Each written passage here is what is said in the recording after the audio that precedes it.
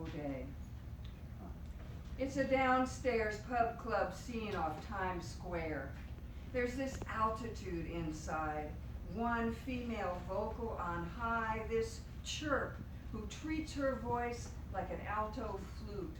It is the same delicate, breezy, cool jump tune, juke joint thing, but ooh, ya coo, woo, waff, and wail.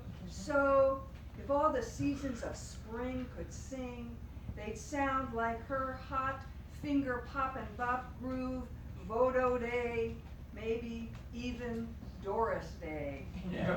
We don't mean the latter day, but a 1947 big band brightness. Whenever Dee Dee built the bridge on Sentimental Journey, she was into a flat five ending by Les Brown's Band of Renown, into the last set tune, into the out chorus.